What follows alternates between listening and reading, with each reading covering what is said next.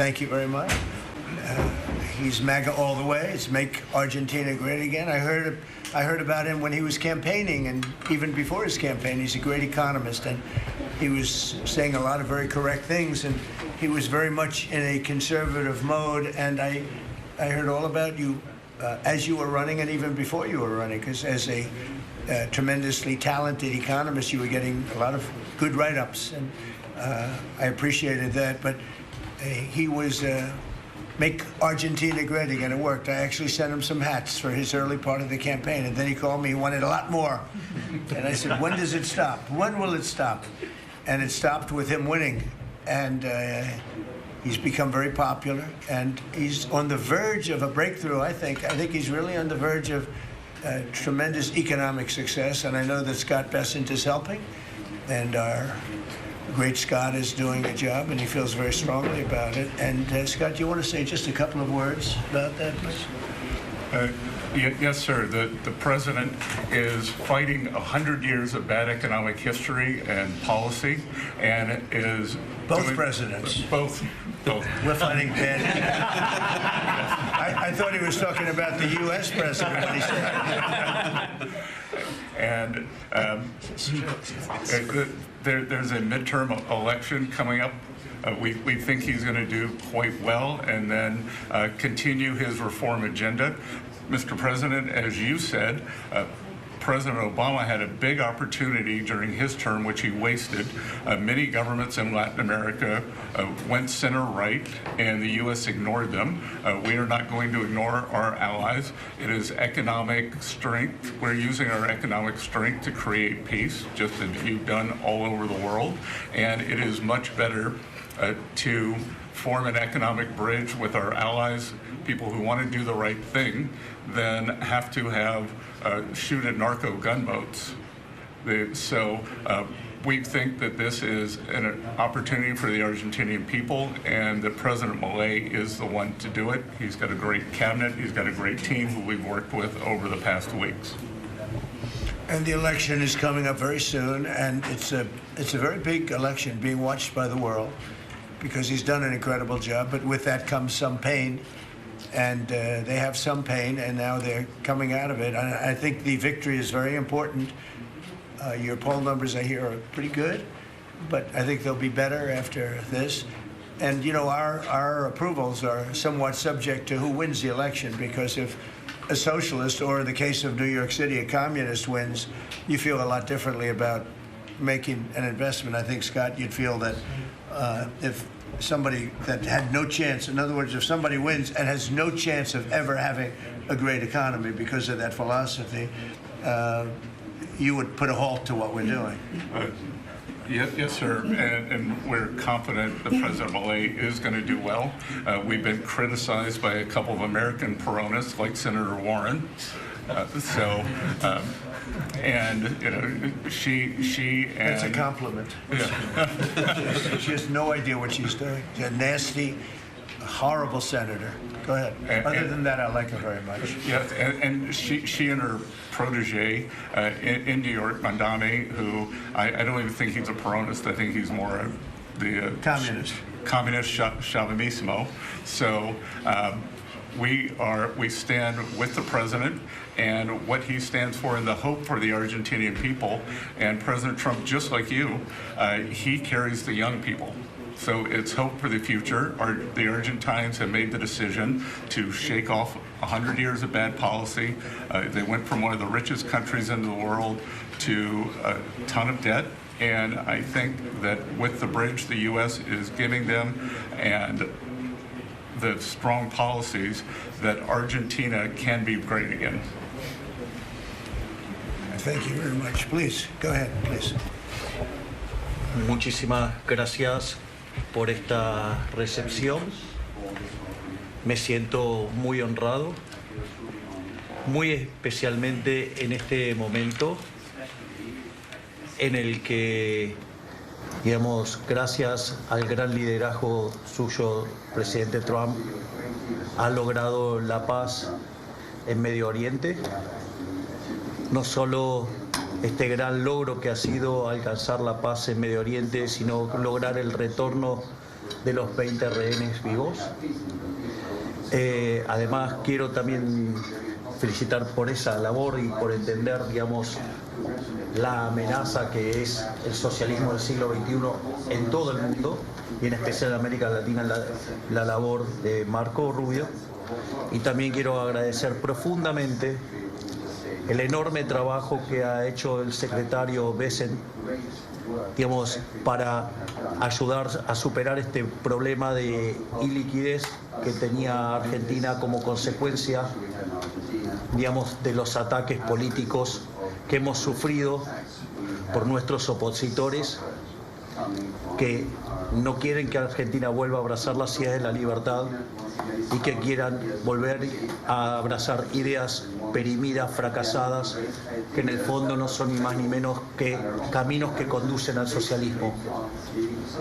Así es que, en primer lugar, muchas gracias por recibirme, muchas gracias por lo que están haciendo por el mundo libre y muchas gracias al secretario Besen por la enorme tarea que ha llevado a cabo y que, digamos, nos permite tener una ruta para poder transitar tranquilos y hacer lo que los argentinos de bien necesitan, y que creo que va a ser un buen caso para mostrar al mundo que las ideas de la libertad funcionan y generan prosperidad. Muchísimas gracias.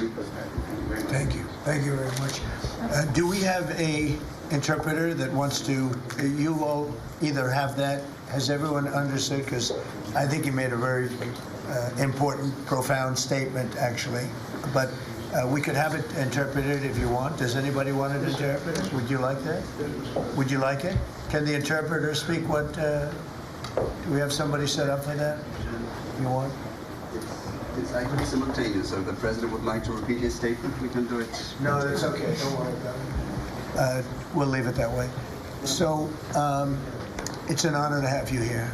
And I just want to tell you that your career has been an amazing one, and it's going to continue with the election. You're going to win the election. We're going to endorse you. I'm going to endorse you today, fully endorse you. And, people in Argentina like me. A lot of people like me. I'm even surprised myself. But we had a great week. We had a great weekend. We had a great period of time in the Middle East. It was very comprehensive. It went very rapidly, and I think it's going to lead to something that's going to be unrecognizable, certainly for the Middle East. What's taken place in the last few days, people can't believe it. I've never seen anything like it. I've never seen the love and the spirit. And I've done a lot of things. I've done a lot of deals. I've done a lot of political deals where countries come into line or whatever, but I've never seen anything like this, the level of love. And it has to do with the mystique of the Middle East, I think, because if I did other countries, I did 7 other settlements of wars, complete settlements of wars, and it was very well received. But this is something I've never seen anything like it. The media covered it very fairly, and even the fake news, of which we have a lot, they actually covered it fairly for a change. And I appreciated that. We have to get back to that. It's so important. But I just want to say it's a pleasure to be with you, and we're going to have lunch, and we'll take a couple of questions from the news, and I'm sure they'll be extremely non-hostile and friendly. Like JD went through a very friendly interview with George Slobodanopoulos, who was nice enough to pay me $16 million the last time we came. He had to pay $16 million to me, which was good. It was worth having somebody lie. If you get $16 million, that's good. But JD had a very nasty person interviewing him, and we can't let that happen. Just as inappropriate to cut off a highly respected vice president of the United States mid-sentence. It was, I guess it's one way to win an argument. That was the only way he was going to win the argument. So it was pretty inappropriate, I want to tell you that. So thank you very much. Do you have something there? Yes. Oh, good. Thank you. Sí. Quería darle. I'll get it.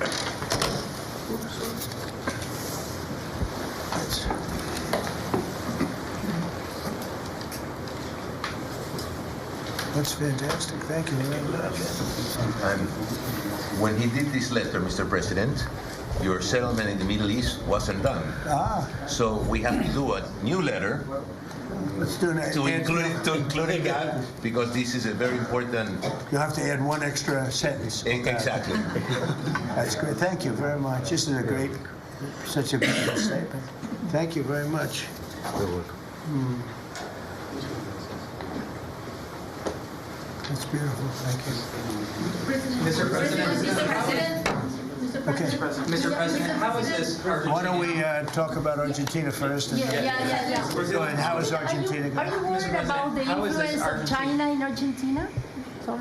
Go ahead. How is this Argentina rescue package America first? And is this rescue package meant to help President Milei's party in the coming election? No, it's helped. It's really meant to help a good financial philosophy where Argentina can, after 20 years of disaster, because it was very successful at one point, and it can be again, like Venezuela. Venezuela was very, very successful, and now it's a dictatorship.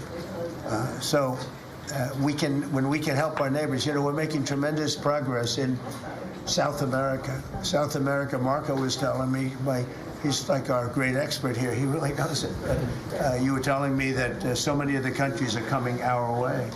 And we had, a few years ago, when I just came back, so I've been here now almost 9 months, but when I just came in, I was amazed to see how poorly we've done. We lost so many, and one of them was Argentina, would be lost if he wasn't there.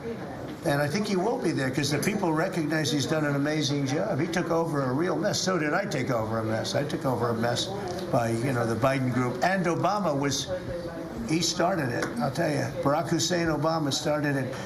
Could you give a couple of words on South America? You were telling me so well yesterday how well we're doing. Go ahead. Well, first of all, we have now 8 or 9, 10 countries, Argentina being foremost among them, that have aligned with the United States on issue after issue in international community events all over the world. They're, in fact, these great allies like Argentina, but I can go into others, Costa Rica, I don't want to leave anybody out, El Salvador, but I think one of the more promising developments is later this month there'll be an election in Bolivia after 25, 30 years of anti-American hostile government. Both of the candidates running in that election and the runoff election want strong and better relations with the United States and another transformative opportunity there. But so I think this is important. This is our hemisphere. It's where we live. And having strong neighbors such as this. And great progress has been made, really. And we'll make more. Absolutely. Over the last 9 months. Really over the last 9 months. Yeah, please. Mr. President, from Argentina, Buenos Aires, do you imagine soon a free trade agreement with Argentina? Could it be possible soon? Yeah, it will be. Well, we're going to discuss some of it today, but no, we want to help Argentina, and we want to always help ourselves, but we want to help Argentina. And one of the ways we can do, they have great product, and we used to do a lot of trade, and then if you look at what the Democrats, well, they didn't know. They didn't know. Honestly, they didn't know what they were doing. But a lot of that trade disappeared, and they have great product. So we'll be trading with Argentina, and it'll be helpful to them, and it's helpful. It's good for us also. Mr. President, was China trying to draw a wedge between the U.S. and Argentina by buying soybeans from Argentina and not U.S. farmers? I would say so. And China on the port fees. China they've likes to increased draw port fees on wedges. U.S. ships too. Yeah, sure. I mean, I guess that's natural. It's China, and it's natural, but it's not gonna mean anything in the end. Mr. Mr. President, from Argentina, should Argentina end the China swap and close the space base in Neuquén? I don't think you should be doing business much with. You can do some trade, but you certainly shouldn't be doing beyond that. Certainly shouldn't be doing anything having to do with the military with China. And if that's what's happening, I'd be very upset about that. Yeah. And what about You the understand swap? this, guy, right? Mr. President, You do understand. Mr. President, what about the swap? Because it's so important for Argentina, the swap. Go ahead. The central bank. The American assistance is not predicated on the swap with China being closed. Any reporting to that effect is incorrect. But you said that Argentina has to export China from your business or from your agenda, and the swap is so important for Argentina. No, I was referring more to ports, military bases, observation facilities that have been created in Argentina. Than the swap? More than the swap. More than the swap. He was referring to that. Yeah, behind you, please. Yes, President, for Argentina, what's the benefit for United States in helping this way Argentina? Just helping a great philosophy take over a great country. Argentina is one of the most beautiful countries that I've ever seen. And we want to see it succeed. Very simple. I mean, we don't have to do it. It's not going to make a big difference for our country, but it will in terms of South America. If Argentina does well, you're going to have others following, and a lot of others are following. You have countries in South America that 2 years ago would have never even been thought of to go as democracies or as just countries that want to do fair and balanced trading. And now, I mean, you mentioned Bolivia, but there are numerous other countries that are coming our way. And Brazil, as you know, I had a very good conversation with the president. I met him at the United Nations before I went up to speak, and then I found that I didn't have a speech because I had no teleprompter. They turned off my teleprompter purposely.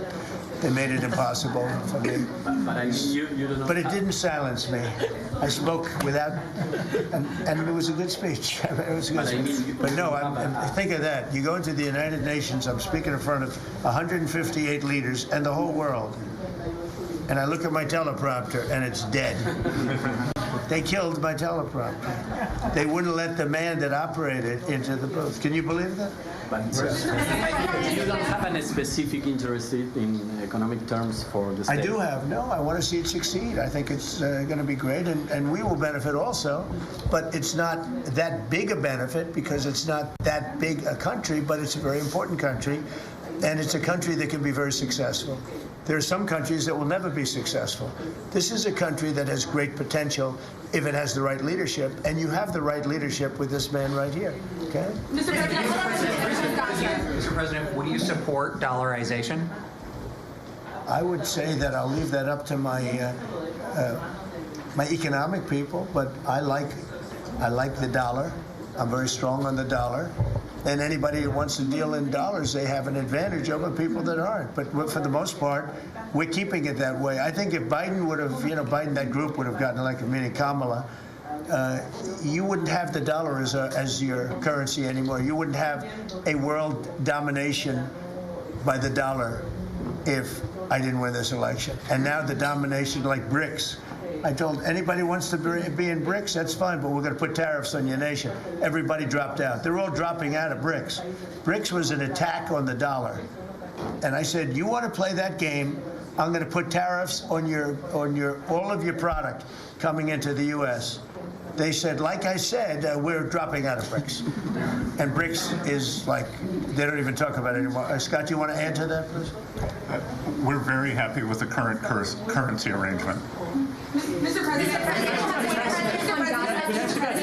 Your ABC fake news. Brian, please. First of all, congratulations. I don't take questions from ABC fake news. After what you did with Stephanopoulos to the Vice President of the United States, I don't take questions from ABC fake news. Brian, go ahead. Yes, sir. First of all, congratulations on achieving peace. You are indeed the peacemaker. On a lighter... Did you ever think I was going to be called a peacemaker? Actually, I did. I saw some of the actions you were doing. Go ahead. But on a lighter note, Alyssa Farah, she is one of the hosts on ABC's show The View. She said a while back, I'll quote, "If Trump gets the Israeli hostages out, I promise I will wear a MAGA hat for one day on this show and say thank you for doing it." Your response? Well, did she put the hat on? Well, she hasn't got the hat yet. Who is it? Which one? Alyssa Farah. Okay. Well, she used to work for me. So she used to work here. I'll tell you about Alyssa. She worked here. She gave me the most beautiful letter when, the administration, the time came up, the election was rigged, I left. She gave me the most beautiful letter you've ever seen. I was a great president. What a great job. Some of the letters have been quoted. This is Alyssa. Who I never thought was very outstanding. I figured she would not make it. And she didn't have a big role here either. And then we had January 6th, and she left after that or before that, but she gave me the most beautiful letters. And then even months after she left, and while we weren't here any longer, she sent another letter, glowing letter, beautiful letter. And then she got hired by The View. and they gave her a couple of bucks, and she changed her view very quickly. I never thought she'd make it. Never thought she had what it took in any way. You know what that means. But she's on The View. But it just shows what a fraud The View is, because this woman gave me letters and statements. She said I was the greatest president in her lifetime. Now, she's not that old, so I didn't consider it a great compliment, but I've had better. Can we send her a hat? Well, recently I've had the greatest president of them all. I like that much better. Mr. President? Does that include Washington and Lincoln? Yes, sir, it does. I said I like that president. So I think she's a total. I think she's a joke. Mr. President, on Gaza, how long will it take Hamas to disarm, and can you guarantee that is going to happen? Well, they're going to disarm, and because they said they were going to disarm. And if they don't disarm, we will disarm them. How will you do that? I don't have to explain that to you. But if they don't disarm, we will disarm them. They know I'm not playing games. Okay? Now, we did something monumental. We got the hostages back. That was the first thing we had to do. Above all else, get the hostages back. Now, they misrepresented because we were told they had 26, 24 of dead hostages, if we can use those terms. And it seems as though they don't have that because we're talking about a much lesser number. But that's a very tough subject. I want them back. That's what they said. I want them back. Also, they said they were going to disarm. And initially speaking, they needed, they did take out a couple of gangs that were very bad, very, very bad gangs, and they did take them out, and they killed a number of gang members. And that didn't bother me much, to be honest with you. That's okay. It's a couple of very bad gangs. It's no different than other countries. Like Venezuela sent their gangs into us, and we took care of those gangs. We have Washington, D.C. is one of the safest cities in the country. It was one of the worst cities in the country if you go back just a little while ago, right? Now it's safe. You can walk to work. Isn't it nice? But we have told them we want to disarm, and they will disarm. And if they don't disarm, we will disarm them. And it'll happen quickly and perhaps violently. But they will disarm. Do you understand me? Yes. You say because quickly. everyone says, oh, well, they won't disarm. They will disarm. And I spoke to Hamas, and I said, you're going to disarm, right? Yes, sir, we're going to disarm. That's what they told me. They will disarm, or we will disarm them. Got it? Okay. What is the deadline you're going to put on that? You say quickly, sir. Sir, you say quickly, but what is the deadline you're going to put on that before you take action? A reasonable period of time. Pretty quickly. A reasonable period of time. Congratulations on the peace you achieved in the Middle East, first of all. Thank you very much. And my question is regarding Argentina. Are you from Argentina? I'm from Argentina, yes. I like the Argentina. I like them much better than ABC. Than ABC fake news. Me too, sir. Yes, go ahead. Does continued U.S. support for Argentina depend on the results of the upcoming legislative elections and the ability of the government to pass long-lasting reforms through Congress? Well, I think if they don't do that, we're not going to be around very long. Scott, can you handle that one, please? We're confident that the president's party will and the coalition will do well in the election, and this aid is predicated on robust policies, and going back to the failed Peronist policies would cause a U.S. rethink. Thank you very much. It's a great question. It's a little like New York. You're reading in Argentina about New York. We have a problem. We have a communist who's 33 years old, doesn't know a damn thing. Practically, he's never worked a day in his life. And he sort of caught on, right? And I'm not going to send a lot of money to New York. I don't have to. The money comes all through the White House. And if they're going to be sending us stupid policies, communist policies, which is proven for thousands of years doesn't work. We don't have to prove it again. We're not going to ruin one of our great cities because we'll make that great. We will clean up the crime in about 30 days. Took 12 days to do Washington, D.C., so New York is bigger. And Chicago, we've already made a lot of progress despite fighting from the government, but Chicago's doing great. Memphis is doing really great. We have great support there from the political leaders. They said, please come in and clean up crime. And we love it. We've in 1 week, Memphis is so good. It's so much better. We'll have it within a month. We'll have that into a safe city again. And all of these cities, we want to clean them up. We don't like that opposition. But if somebody's going to be a communist mayor of New York. It's a fluke if he gets in.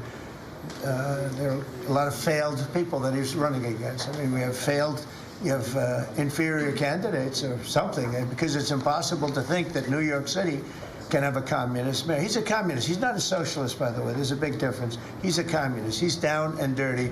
He's a communist. He hates police. He wants to get rid of all police. I mean, how can a policeman? He hates Jewish people, and yet he's got Jewish people supporting. He hates Jewish people. So it comes through the White House. The funding for New York and for every place comes through the White House.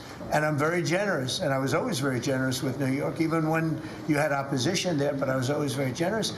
But I wouldn't be generous to a communist, a guy that's going to take the money and throw it out the window, because you're talking about hundreds of billions of dollars. And we're not going to let somebody get into office and squander the taxpayer money from this country. We're not going to let it happen. So it's a little bit like that with, if you take a look at Argentina, if the president doesn't win, I know the person that he'd be running against, I believe, probably. We probably have the person. A person is extremely far left and a philosophy that got Argentina into this problem in the first place. So we would not be generous with Argentina if that happened. If he loses, we are not going to be generous with Argentina. You talk about Argentina and important in the Latin American. What is your plan for Venezuela? What is the terrorism, the narco-terrorism in the President Maduro? What is your plan about it? Venezuela's done a couple of things very badly. Number one, we get drugs and all of that. But we get something in a way worse, because they're a big purveyor of drugs, but we have worse. What they do very well is they send their criminals into the United States, and they send Tren de Aragua, that you know very well. You're from Venezuela, I assume. And they send them in by the thousands, literally. And these are the worst of all. And they empty their prisons into the United States. They empty their mental institutions into the United States. And because we had a president who's low IQ, he didn't realize what was going on. And the people that are high IQ that surround him, but they happen to be lunatics, radical left, they're highly intelligent, radical left lunatics, okay? So in a way, that's worse than having a guy like Biden. But they ran the show. You heard about the AutoPen. The person that really operated the AutoPen, but it was really the people that told the person that operated the AutoPen what to do. Those are the people that really were president, okay? So we're not going to stand for it in this country. And by the way, that AutoPen thing is under serious investigation. Just this, I don't think you care, because you're from Argentina, you couldn't care less about that. But I just want to say, because I do the weave, you know, the weave, cover a lot of different subjects. But the people that are involved in that AutoPen scam, because he barely signed anything. I mean, this guy, I don't know how you can be president. He barely signed it. But the only thing we can find for sure is that he signed Hunter's pardon, his pardon. Hunter's pardon, I like that. That's a good combination. So we're going to work very much with the president. We think he's going to win. He should win. And if he does win, we're going to be very helpful. And if he doesn't win, we're not going to waste our time, because you have somebody whose philosophy has no chance of making Argentina great again. What's your advice for Milei? Steve, go ahead. Steve. What's your advice for President Milei? Just to check something, you said Hamas assured you that they would disarm. Was that a direct conversation or through Mr. Witkoff? Or? Through my people. Okay. At the highest level. What's your advice? And it was meant for them. What's your advice for President Milei and Argentina as a political leader? My advice is to hold strong to his principles, because he's right, and he's proving that he was right. He's got one problem. He's got people that are giving him tremendously bad press, even though they know it's wrong. He's got to hold true to his principles, because he's going to win. He's going to win. He's doing the right thing. Everybody knows he's doing the right thing, but you have a radical left sick culture that's a very dangerous group of people, and they're trying to make him look bad. I believe he's going to win out. And we're going to right over with China in this house. China? Well, you have to be careful with China. We have, everybody deals with China. They have to deal with us too. We have to be careful with China. Look, I have a great relationship with President Xi. But sometimes it gets testy because China likes to take advantage of people, and they can't take advantage of us. But we have a fair relationship with China, and I think it'll be fine. And if it's not, that's okay too. You have to do and go where the punches are thrown. You got to put up the blocks. We have a lot of punches being thrown, and we've been very successful. Look, we have the most success. I think we're the most successful we've ever been as a country. We have now close. I've been saying 17. We have, I think, close to or maybe even exceeding $18 trillion going to be invested in the United States. That's more money than ever invested in any country before. Even countries with much bigger populations like India or like China, nobody's ever had $18 trillion invested in the country. We have, and that's because of November 5th election, because I won. Oh, if she won, you'd be negative. You'd have people getting out of the country. This country would have been in a major depression. If she won, we would have been 1929. They'd like to see that anyway. That's why they keep the government closed. They have a shutdown based on nonsense. They want to give away 1.5, think of it, they want to give away $1.5 trillion to people that come into the country illegally. And as you know, the borders now are closed. But when they hear that they get the greatest health care package in the world and they have no money, but they're living okay in another country, they head up and they start forming caravans and they try and come into our country.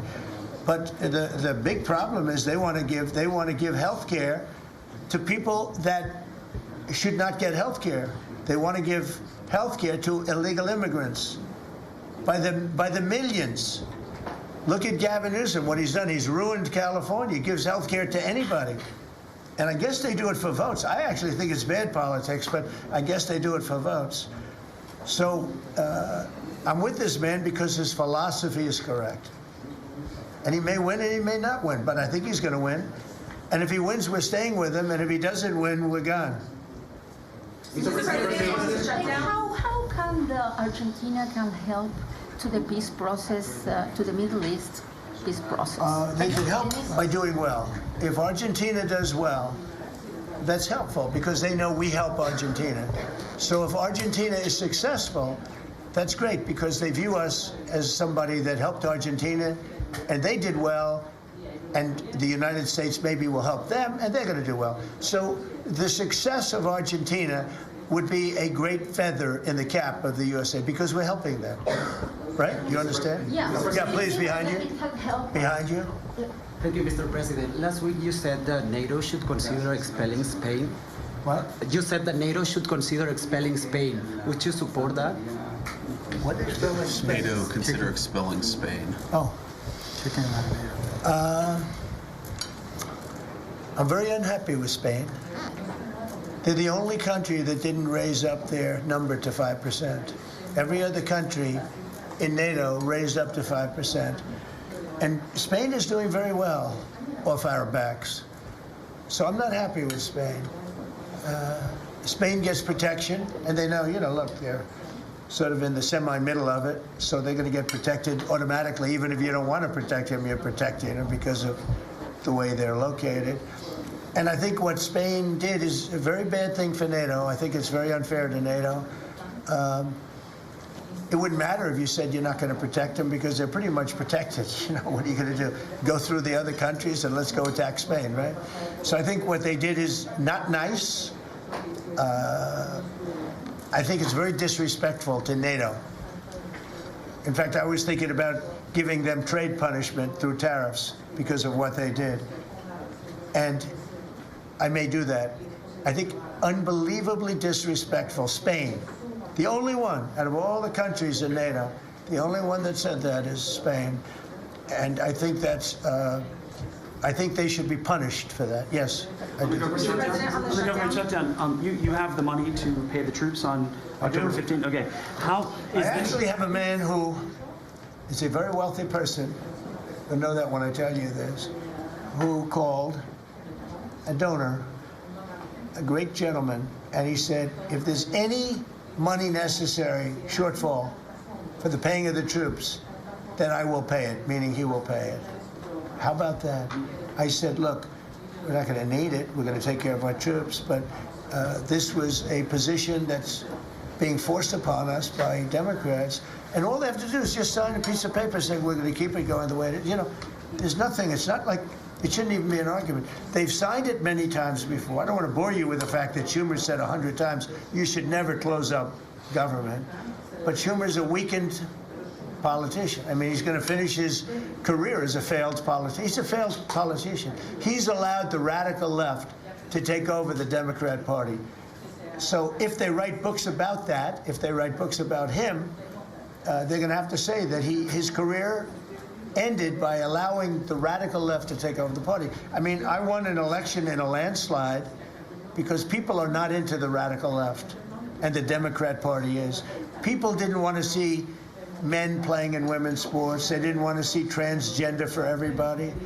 They didn't want to see all of the different things that they do that's so crazy. Open borders. I mean, the worst thing that he did to us, it's not inflation, because we fixed inflation. Prices are way down. I don't know if you saw that gasoline went to 58 just now. Did you see what's going on with gasoline? We track that. No, $58 a barrel. Yeah, we track that. Nobody can believe it. I'm very proud of that. You know why? Because we're pumping like we've never pumped before. Because if you get the gas price down, everything else comes down. It's very simple. And he went away from my policies, and you had the greatest inflation. The last administration had the greatest inflation in the history of our country. And now, as you know, groceries are down. It's all down. But on the shutdown, are you settling in for a long? Is this going to be a long term? Are we looking months? It's up to them. All they have to do is just vote to extend. We don't need it. We're not saying we want money. We don't. All we need is a right to extend. They want a right to extend, but they want $1.5 trillion so they can give it away to illegal immigrants, the people that are invading your cities. And many of these people, for whatever reason, I mean, I understood this. I called it a long time ago. These countries are run by people I know, friends of mine. Like, I know this gentleman. I hope you haven't said, he probably did too. Why not? They send up their worst people. They send up people that are criminals. They send up people from jails. And at best, the best ones they send up are people that don't work very hard and that are on a social form of welfare. And they're sending those people into the United States. I don't blame them. I'm angry at them, but I don't blame them. But I'm really angry at Biden and Kamala and that group of lunatics for allowing it to happen, because it's the hardest thing. Now, you know, we're sending them out. It's incredible the job that Christie and Tom Homan and the whole group is doing. But we shouldn't have to be doing that. We're doing a lot of work on getting people out of here. Tren de Aragua has caused tremendous damage, and our soldiers are great. You know, our soldiers are now based on merit. They're not based on woke, because we won the case in the Supreme Court, which was the bravest case. I have such respect for the Supreme Court because of what they did with merit, because our country was built on merit. Countries are destroyed on woke. You know, I made a statement, and I hated to make it because it sounded bad, but everything turns to you know what when it goes woke. You remember the term. I don't like to use it because you might have some children listening, but it turns bad. And no, we have the hottest country right now anywhere in the world. That's why he's here. That's why every other country wants to meet here too. But we only have so many hours in the day and days in the week. But we get the hottest country. Think of it. We were a dead country a year and a half ago. And now we have the hottest country anywhere in the world. It's pretty good. You did a good job. Okay, any other questions? Would you like to visit Argentina? Would you like to visit Argentina soon? There is an invitation for that. What does that mean? Do you like to visit Argentina soon? I do. I would love to. I'm just a little busy. I would love to. I'd love to go to Argentina. I'd like to be like Biden. I'd like to go to the beach. You know? My legs are not quite as thin as his. My legs are slightly heavier. My arms are slightly larger. My body is a little bit larger than his. I'm not sure it would be appreciated on the beach, but I'm not going to take a chance. You won't see me in a bathing suit. You won't see a bathing suit sitting on a beach in Argentina, falling down, not being able to lift a 3-ounce chair, meant for old people to lift, and he couldn't lift it, so we had a problem. He spent too much time on a beach. Somebody told him that he looked good in a bathing suit. And you'd see this guy on the beach all the time. I never quite understood it. Steve, go ahead. Could you preview your meeting with Ukraine President Zelensky on Friday? You expect to talk about weapons? Is there going to be a package? Interesting meeting going on. Look, I'm very disappointed because Vladimir and I had a very good relationship, probably still do. I don't know why he continues with this war. This war has been so bad for him. He's going into 4 years of a war that should have he should have won that war in 1 week. He's now going to soon be into his 4th year. He's lost 1.5 million soldiers, probably, close. Certainly in terms of wounded and no legs and no arms and all the things that happen in horrible wars. It's a horrible war. That's the biggest thing that's happened since World War II in terms of death. It's bigger than any of them. I settled 8 of them. The biggest is that in terms of death.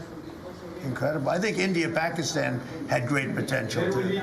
We did a great job of that one, but he's got to really settle this war. And you know they have long lines waiting for gasoline in Russia right now, right? They have long lines. Who thought that was going to happen? And all of a sudden his economy is going to collapse.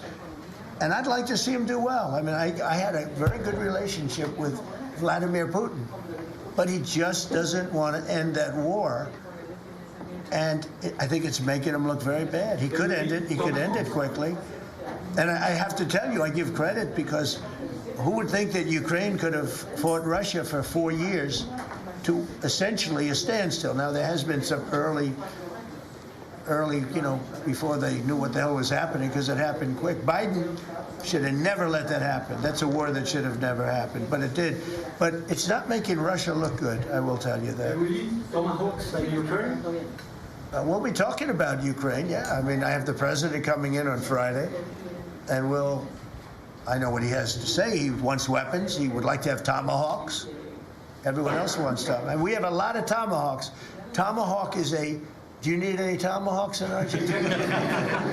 You can cross Moscow, tomahawks. You need them for your opposition, I guess, because in this country they'd use tomahawks for the opposition. I don't do that. I'm much nicer. The Democrats would use them if they had the chance. They're sick people. Go ahead. President, are you worried that this plan with Argentina can fail? Anything can fail. Anything can fail. You never know. That's why I say Putin should do something about the war, because so far, I mean, it's turned out to be very bad for him. But anything can. So this plan can fail. Sure, it can fail, but it's got a better chance. I would say, Scott, it's got a better chance of success than failure. And if it's successful, it's an unbelievable success. It can transform your country into greatness. It's got a great chance. We'd like to give it a chance. Anything can fail, but we'd like to give it a chance. And we think, because he's made so much progress. I mean, the work that he's done over the last 4 years is incredible. And it would be a shame to lose that progress. He's very close to having a big success. Mr. President, will you consider removing new restrictions on the press that report at the Pentagon? And have you spoken to Secretary Hegseth about this? I have, yeah. Well, he's finding, I think I can speak for him. I'll let him speak for himself, but I think he finds the press to be very disruptive in terms of world peace and maybe security for our nation. Press is very dishonest. Not you, but the press is very dishonest. You have something to say? Well, I very much appreciate the question, because it was interesting to watch. We had a chance to go along on the historic trip of Middle East peace, which our generation of veterans never dreamed would be possible. So you would think that the Pentagon press corps, of all press corps, would be front and center across the board on wanting to give credit to the president for forging this kind of peace, and instead what they want to talk about is a policy about them, which simply says maybe the policy should look like the White House or other military installations where you have to wear a badge that identifies that you're press, or you can't just roam anywhere you want. It used to be, Mr. President, the press could go anywhere, pretty much anywhere in the Pentagon, the most classified area in the world. or also that if they sign on to the credentialing, they're not going to try to get soldiers to break the law by giving them classified information. So it's common sense stuff, Mr. President. We're trying to make sure national security is respected, and we're proud of the policy. You know, we have an option here, as you know, the press years ago moved into the White House. It used to be across the street. We could move them. You're lucky I'm president, because we could move them very easily across the street. They used to be there. They would have more room. We have a beautiful, nice space. You could sit all by yourselves and have fun. Instead, you walk around the White House talking to anybody that can breathe. War, and now our great Department of War, we have some great people over there. I think it's it bothers me to have soldiers and even, high-ranking generals walking around with you guys on their sleeve, asking them, because they can make a mistake, and a mistake can be tragic. They can do it innocently, too. They can, and they're not press people. They don't really deal with the press, so they're not really necessarily good at it, although I think it's mostly instinctual one way or the other. You're either good at things or you're not. But I could see you being bothered by that. And so you have them in an area and you treat them fairly, but they're not allowed to go into much like the somebody's office and sit with them for 10 hours. Yes, sir. Yeah, I can understand. Mr. President, Boston had some street takeovers that we saw. Are you going to work with or try and work with the mayor of Boston? And then they have a World Cup. They have several World Cup games. I know Argentina knows about World Cups. They have several World Cup games. Could those games move to cities that do work with you? We could take them away. I love the people of Boston. I know the games are sold out. But your mayor is not good. They're worse than her. At least she's intelligent. Some are extremely low IQ. Those bother me more. She's intelligent, but she's radical left. And they're taking over parts of Boston. That's a pretty big statement, right? We could get them back in about 2 seconds. All she has to do is call us. We'll go in and take them back. But she's afraid to, because she thinks it's bad politically. She could take them back, too. The Boston police are great. I mean, I know them. They love me. She'll never tell them to go after Trump, because they love me and I love them. And I got a tremendous police vote and military vote, and fireman vote, all of them. No, I think she is hurting Boston. The answer is yes. If somebody is doing a bad job, and if I feel there's unsafe conditions, I would call Johnny, the head of FIFA, who's phenomenal, and I would say, let's move it to another location. And he would do that. He wouldn't love to do it, but he'd do it. Very easily he'd do it. And this is the right time to do it. If I thought Boston was doing something that was going to cause safety conditions for the World Cup, I could say the same thing for the Olympics, because we have events that are in different locations for the Olympics. It's based in LA. If I thought LA was not going to be prepared properly, I would move it to another location if I had to. On that one, I'd probably have to get a different kind of a permission, but we would do that. Gavin Newsom, he's got to get his act together, because had we not gone in at the beginning of my term, had we not gone in with a very strong, powerful force, they would have lost L.A. Now, you already lost 25,000 houses to fires. You got a big scar right in the middle of the city. And that should have never happened, because they should have had the water flowing in from the Pacific Northwest. All they had to do is open up the valves. He didn't want to do it. And he didn't want to do it, he says, for environmental reasons. I don't believe that, but, for some reason he didn't want to do it. Lost 25,000. You had no water in the fire pumps. You had no water in the sprinkler systems in the ceilings. There were no houses. Normally the things would go in you might not have lost 2 houses. So if he doesn't play ball, we're going to have to be very tough with him. He's done a bad job. Just to finish off on that, so when we went in, we did a phenomenal job. We went in with great force, and that was the end of it. We put it out. We extinguished that fire, which was agitation, and it was a very dangerous position to be in. And we went in and did a great job. But the chief, said we could have never done this without President Trump and without the federal government coming in. Okay, that was it. He said that. Now, 2 or 3 weeks later, he said, we could have done it. But he knows he couldn't.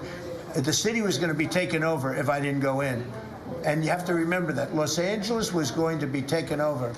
And we have it where the chief said it, I believe, numerous times. But that was as it was happening. That was a rough one. That was nasty. And if we saw a situation like that, yeah, we'd be forced to make a move. Boston better clean up their act. That's all I can say. Go ahead. One more question. Mr. President, should federal workers... Yeah, please. Do you feel any urgency to end the shutdown in the next week, 2 weeks, or would you be fine if this stretches into November and then toward the holidays with folks not getting paid? Well, you know, shutdown, we've had many, many shutdowns, and this is a shutdown that shouldn't have happened. A group of people brilliantly decided to make it after the election. I said, thank you very much. In other words, give it to Trump instead of Biden. So it shouldn't happen. And likewise, debt ceiling shouldn't have. But the big, great big, beautiful bill solved the debt ceiling problem for Is there a point where you would reach out to all parties? Here's what's happening in the shutdown, though. Honestly, can I put it in plain words for you? And you're a smart guy, so you'll understand, but a lot of people don't. The Democrats are getting killed on the shutdown because we're closing up programs that are Democrat programs that we were opposed to. So we're being, and they're never going to come back in many cases. So we're being able to do things that we were unable to do before. So we're closing up programs that are Democrat programs that we wanted to close up or that we never wanted to happen, and now we're closing them up. And we're not going to let them come back. The Democrats are getting killed.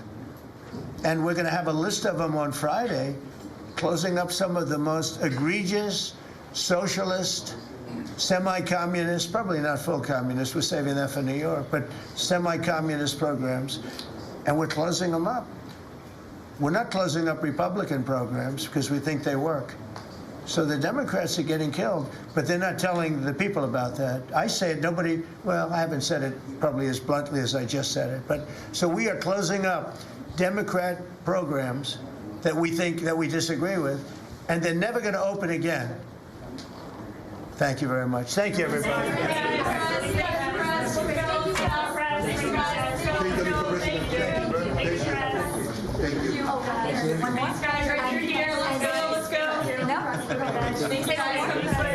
As China deepens its presence in Latin America, what role do you see for the U.S.? I just like to watch you talk. Sorry, no? Okay. Good job. Okay, thank you. Good job. Thank you, darling. Thank you.